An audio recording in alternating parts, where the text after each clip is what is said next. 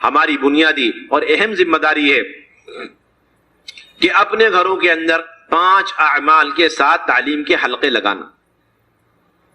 قرآن کا حلقہ ہے اور کتابی تعلیم ہے، 6 صفات کا مذاکرہ ہے اور تشکیل ہے، اگلے دن کے اعمال کا مشورہ ہے. کل کون قرآن کا حلقہ لے گا، کل کون تجوید کا کتابی تعلیم پڑھے گا، اور کل 6 صفات اور تشکیل کون کرے گا، 3 اعمال کا ہمیں مشورہ کرنا.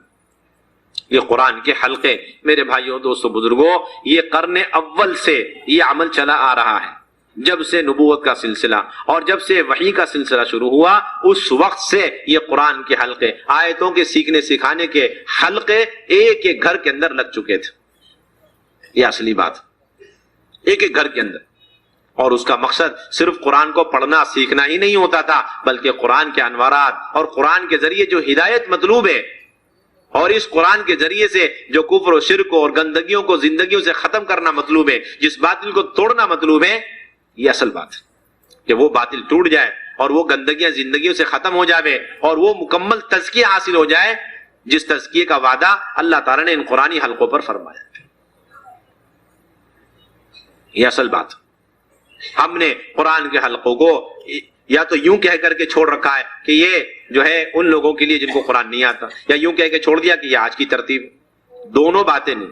یہ تو جن کا قرآن اچھا ہے، اچھے اچھے قاری، گھر کا ہر فرد قاری ہے، ان کے ذمہ بھی قرآن کے حلقے، کیونکہ الفاظ ہی ٹھیک کرنا نہیں ہے. الفاظ کے علاوہ اس کے اندر جو اللہ نے انوارات رکھے، برکتیں رکھی ہیں، اور اس حلقے کے ذریعے سے فرشتوں کا جو نزول ہوتا ہے اور جو فرشتے گھیرے رہتے ہیں اس گھر کو، اور اس کی وجہ سے گھر کے تمام افراد کے اندر فرشتوں والی صفتیں منتقل ہوتی ہیں. 2 بنیادی صفتیں فرشتوں کی، ایک اللہ جو حکم دیتے ہیں اس کی نافرمانی نہیں کرتے، اور جو اللہ تعالیٰ حکم دیتے ہیں اسے انجام دیتے ہیں، اللہ کی نافرمانی نہیں کرتے. لا یعصون اللہ ما امرهم ویفعلون ما یؤمرون. جس کا حکم دیا اسے انجام دیتے ہیں اور اللہ کی نافرمانی نہیں کرتے. یعنی معروفات کو انجام دینا اور نافرمانیوں سے بچنا، یہ 2 بنیادی صفتیں جو فرشتوں کے اندر ہیں. تو فرشتے جب مسلسل آتے رہیں گے اور اس گھر کو اس حلقے کی وجہ سے گھیرتے رہیں گے، اللہ تعالیٰ ان کے پروں کے اندر بیٹھنے کی وجہ سے اللہ تعالیٰ یہ دونوں صفتیں ہماری خواتین میں، ہمارے بچوں میں اور جتنے خاندان میں، اللہ تعالیٰ سب کے اندر یہ صفتیں منتقل کریں گے. یہ مطلوب ہے. اس کا ہر آدمی محتاج ہے، چاہے وہ قاری ہو چاہے غیر قاری ہو، چاہے عالم ہو چاہے غیر عالم. سوچنے کی بات ہے کہ میدان جنگ کے اندر کبھی کبھار فرشتوں کے نازل ہونے کی وجہ سے باطل کے پاؤں کھڑ جاتے تھے، تو ان حلقوں کی وجہ سے جب فرشتے مسلسل گھروں میں آئیں گے تو گھروں کا باطل کتنا ٹوٹے گا. ہم اس کے محتاج ہیں. گھر کا باطل، گھر کے ہر فرد کا باطل ٹوٹے، اس کے لیے ملائکہ کا نزول ضروری، اور ملائکہ کے نزول کے لیے بنیادی شرط قرآن کا مذاکرہ، قرآن کے حلقہ. اس کا ہر آدمی محتاج ہے، چاہے قرآن اچھی طرح پڑھنا جانتا ہو یا قرآن اچھی طرح پڑھنا نہیں جانتا، لیکن باطل اس کے اندر سے، اس کے گھر والوں کے اندر سے، اس کے گھر کے اندر سے ختم ہو جائے اور حق کی ساری راہیں اس کے گھر کے اندر کھل جائے. اس کے لیے قرآن کا حلقہ. میرے بھائیو دوستو بزرگوں، قرآن کا حلقہ تو ایسا عمل ہے کہ اس پر اللہ نے تزکیے کا مکمل وعدہ فرما رکھا. حضور صلی اللہ تعالیٰ نے ازواج مطہرات کو 5 احکامات دیے. ایک یہ کہ وہ گھر میں ٹھہری رہیں، گھر میں رہیں، اور دوسرا یہ کہ وہ بنا پردے کے زیب و زینت کے ساتھ گھر سے باہر نہ نکلیں. تیسرا یہ کہ نماز قائم کریں، اور چوتھا یہ کہ زکوٰۃ ادا کریں. 5واں یہ کہ اللہ رسول کی اطاعت کریں. وقرن فی بیوتکن ولا تبرجن تبرج الجاہلیۃ الاولی واقمن الصلاۃ وآتین الزکاۃ واطعن اللہ ورسولہ. یہ 5 بنیادی بات. پھر اللہ نے فرمایا ان 5 احکامات پر عمل کرنے کے لیے علم شرط ہے جو 2 چیزوں پر موقوف ہے، ایک قرآن دوسرا حدیث. اب اس کا حکم اللہ نے دیا ایک آیت چھوڑ کر، وَاذْكُرْنَ مَا يُتْلَى فِي بُيُوتِكُنَّ مِنْ آيَاتِ اللَّهِ وَالْحِكْمَةِ، جس کے 2 ترجمے مفسرین نے لکھے، 2 معنی. ایک تو یہ ہے کہ اللہ کی آیتوں کا تذکرہ، قرآن کی جو آیات ہیں ان کا تذکرہ ہو، اور حکمت کا تذکرہ، حکمت سے مراد سنت لیے، یعنی قرآن حدیث دونوں کے تذکرے ہوتے رہنے چاہیے. گھر کے اندر قرآن اور حدیث دونوں کے تذکرے ہونے چاہیے، ان کو یاد رکھنا چاہیے. انہیں یاد رکھو، ان کے تذکرے کرتے رہو، تاکہ اس کے ذریعے سے ان 5 احکامات پر عمل کرنا آسان ہو جائے۔ تو یہ 5 احکامات اور یہ 5 احکامات اچھی طریقے سے ہماری زندگیوں میں آ جائیں، اس کے لیے قرآن کے حلقے اور اسی طرح حدیث کے حلقے، تعلیم کے حلقے۔ اب ان سب کا فائدہ اللہ تعالیٰ نے بیان فرمایا کہ ہم ان سب کے ذریعے سے تمہاری تطہیر اور تمہارا تزکیہ چاہتے ہیں۔ انما یرید اللہ لیذھب عنکم الرجس اہل البیت ویطہرکم تطہیرا، اے اہل بیت کہ تمہارے اندر جو گندگی ہے اسے دور کر کے تمہیں مکمل پاک کرنا منظور ہے، اچھی طرح پاک صاف کرنا چاہتے ہیں۔ اللہ، ان اعمال پر اللہ نے تطہیر کا، تزکیے کا، اصلاح کا وعدہ فرمایا۔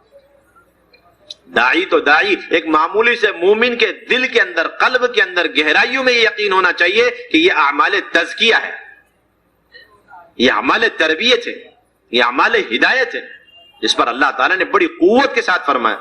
جب یہ اعمال اہل بیت کے لیے تزکیہ اور تربیہ ہے تو امت کے لیے یہ اعمال کتنا تربیت اور تزکیہ کا ذریعہ ہے۔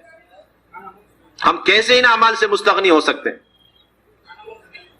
اگر کوئی شخص کہیں بھی رہنے والا ہو اور ملک، دنیا کے، عالم کے کسی بھی کونے میں ہو، لیکن وہ اپنے گھر کے اندر ان اعمال کو انجام دے رہا ہے اور اس کے ساتھ ساتھ قرآن کے حلقے اور علم کے حلقے، ذکر کے اور قرآن کے حلقے، تعلیم کے حلقے وہ قائم کر رہا ہے، تو اللہ براہ راست اس کی تزکیہ اور اس کی تربیت کا انتظام فرمائے۔ اللہ نے خود ذمہ داری لی کہ ہم تمہارے اندر سے گندگی کا مطلب کیا ہے؟ گندگی کے تو بے شمار معنی آتے ہیں، بدھ کے معنی میں بھی آتا ہے رجس، اور گناہ کے معنی میں بھی آتا ہے، عذاب کے معنی میں بھی آتا ہے، اور مطلقاً نجاست کے معنی میں بھی آتا ہے۔ ان سب کا خلاصہ یہ ہے کہ ہر ایسی چیز کو رجس یعنی گندگی کہتے ہیں جس سے طبیعت کو بھی نفرت ہو اور شریعت میں بھی اس کی گنجائش نہ ہو، شریعت میں بھی اس کی گنجائش نہ ہو۔ اور علماء نے لکھا ہے کہ یہ گندگی رجس، گناہوں والی رجس گندگی ہے، یعنی ان اعمال کے ذریعے سے گناہ اور گناہ ہونے سے اللہ محفوظ فرمائیں گے، گناہوں سے بچائیں گے، اور اگر گناہ کر لینے کے نتیجے میں جو گندگی لگ گئی ہمارے ساتھ اسے اللہ دھو کے رکھ دے گا۔ ایسا تو کوئی ہو ہی نہیں سکتا جو گناہوں سے بالکل معصوم ہے، محفوظ ہو، چھوٹے بڑے چلتے رہتے ہیں۔ تو کم سے کم درجہ یہ ہے کہ ان گناہوں کی جو گندگیاں، نحوستیں ہمارے ساتھ لگی ہوئی ہیں، اور علماء نے یہاں تک لکھا ہے کہ یہ گندگی اور رجس عقیدے کے اندر بھی ہوتی ہے، ایمان اعمال میں کمی کمزوری ہے، یہ ایمان عقیدے کے اعتبار سے گندگی ہے، اور عبادات کے اندر جو غفلت، سستی، لاپرواہیاں، یہ عبادات کی گندگی ہے، اور معاملات کی گندگی، معاشرے کی گندگی، جس لائن کی گندگی ہوگی نافرمانی کی وجہ سے، اللہ ساری گندگیوں کو ان اعمال دعوت کے ذریعے سے اللہ تعالیٰ دور فرمائیں گے اور مکمل پاک صاف فرما دیں گے۔ ابھی تو میرے بھائیو، دوستو، بزرگوں، ہم اس کو تو غلو سمجھتے ہیں، ابھی تک ہمارے اندر بصیرت نہیں ہے کہ یہ کتنا زبردست تزکیے کا عمل ہے، کتنے زبردست تربیت کا عمل ہے۔ اس لیے اس یقین کے ساتھ ان اعمال کو اپنے گھروں میں سب سے پہلے کرنا، اور پوری قوت اور طاقت کے ساتھ ایسی کوشش لگانی کہ امت کے ہر گھر اور ہر ایک کے گھر کے اندر یہ اعمال زندہ ہو جائے۔ یہ ہم سب کی ذمہ داری، جس کا وقت لگا ہوا اس کے گھر میں بھی، جس کا وقت نہیں لگا اس کے گھر میں بھی، ایک ایک ایمان والے کے گھر میں یہ تعلیم 5 اعمال کے ساتھ زندہ ہو جائے۔ یہ ہم سب کی ذمہ داری، اس یقین کے ساتھ کرنا کہ یہ تزکیہ کا بنیادی عمل۔ میرے بھائیو، دوستو، بزرگوں، حضور صلی اللہ علیہ وسلم کے بارے میں آتا ہے، مسند احمد کی روایت، ترمذی شریف کی روایت ہے، مسند احمد کے اندر ہے کہ جب یہ آیت نازل ہوئی، انما یرید اللہ لیذھب عنکم الرجس اہل البیت، آپ صلی اللہ علیہ وسلم صبح صادق کے وقت اپنی بیٹی اور اپنے داماد کے گھر چوکھٹ پہ جا کے کھڑے ہو کر کے فرماتے الصلاۃ الصلاۃ، یہ فرماتے کہ نماز پڑھو، نماز کا اہتمام کرو، نماز کو لازم پکڑو، اور اس کے بعد فوراً یہ آیت پڑھتے انما یرید اللہ لیذھب عنکم الرجس اہل البیت ویطہرکم تطہیرا، یہ جو نماز ہے یہ وہ عمل ہے جس پر اللہ نے اہل بیت سے گندگی کو دور کرنے اور انہیں مکمل پاک کرنے کا وعدہ فرمایا۔ یہ آیت اسی چوکھٹ پہ کھڑے ہو کر کے اللہ کے نبی تلاوت فرماتے، اور روایت میں آتا ہے کہ 6 مہینے تک آپ یہ عمل کرتے رہے، 6 مہینے تک یہ عمل فرماتے۔ میرے بھائیوں، دوستو، بزرگوں، سب سے بڑی فکر کی بات یہ ہے کہ خود ہمارا کام کرنے والا عملہ یہ اپنے گھروں کی تعلیم کی پابندی میں انتہائی کمزور، ان کی پہلی ذمہ داری کہ اپنی ذات سے گھروں کی تعلیم میں شرکت کریں۔ ہم کسی بھی قیمت پر، کسی بھی اعتبار سے گھروں کی تعلیم سے مستغنی اور بے نیاز نہیں ہو سکتے۔ خود حضرت عائشہ رضی اللہ عنہ فرماتی ہیں کہ آپ صلی اللہ علیہ وسلم گھر تشریف لاتے تو ہمارے سامنے حدیثیں سناتے. ایک مرتبہ گھر تشریف لائے تو یہ حدیث سنائی کہ اگر انسان کے پاس سونے کی ایک وادی یا پہاڑ ہو تو وہ دوسرے کی تمنا کرے گا، اور اگر دوسرا پہاڑ ہو تو تیسرے کی کرے گا، اور اس کی خواہش تو قبر کی مٹی بھرے گی. یہ حدیث اس انداز سے جناب رسول اللہ صلی اللہ علیہ وسلم نے سنائی کہ ہم ساری خواتین کا ذہن دنیا سے آخرت کی طرف پلٹ گیا. میرے بھائیو دوستو بزرگوں، آپ صلی اللہ علیہ وسلم جب باہر کے اتنے تقاضوں کے باوجود گھر آ کر کے اپنی بیویوں کی تعلیم و تربیت کے لیے حدیث خود سنا رہے اپنی زبان مبارک سے، تو ہم کون ہوتے جو یہ کہہ لیں کہ ہم باہر کے تقاضے جوڑ مشورے میں ہیں اس لیے گھر کی تعلیم کے لیے وقت نہیں ہے. انتہائی ناقص سوچ ہے، انتہائی کمزور بات ہے. ہم جتنے چاہے باہر مشغول ہوں، لیکن ہمیں اتنا وقت ضرور نکالنا چاہیے جس میں ہم اپنے بیوی بچوں کو، گھر والوں کو، والدین کو، بہنوں کو لے کر بیٹھیں اور ان کے قرآن کی تعلیم میں، قرآن کے حلقوں میں، تعلیم کے حلقوں میں اہتمام کریں. مفتی شفیع صاحب رحمۃ اللہ علیہ نے لکھا ہے کل قیامت میں اس دیندار کو سب سے زیادہ عذاب میں مبتلا کیا جائے گا جس کے گھر والے دین سے غافل ہوں گے. اللہ ہم سب کی حفاظت فرمائے.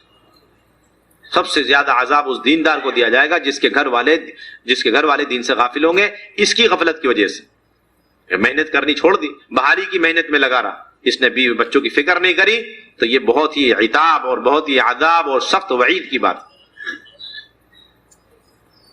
اس لیے ہم ان 5 اعمال کے ساتھ تعلیم کے حلقے اپنے گھروں سے لے کر امت کے ہر گھر، امت یعنی پورے امت اور امت کے ایک ایک فرد کے اندر، ایک ایک گھر کے اندر زندہ کرنے کی ہمیں فکر کوشش کرنی. اس کے لیے روزانہ کا مشورہ بھی، ہفتے واری مشورہ، ماہانہ جوڑ، ان تمام جو ہے مشوروں میں، جوڑوں میں ہمیں اس کی فکر کریں. اسی طرح میرے بھائیو دوستو بزرگوں، ایک دن منتخب سے پڑھیں اور ایک دن فضائل اعمال، فضائل صدقات، اور گھر کے سارے لوگ بدل بدل کے سارے اعمال کریں. چھوٹے بھی کریں، بڑے بھی کریں، مرد بھی، عورتیں بھی، سب لوگ سارے اعمال مشورے سے بدل بدل کے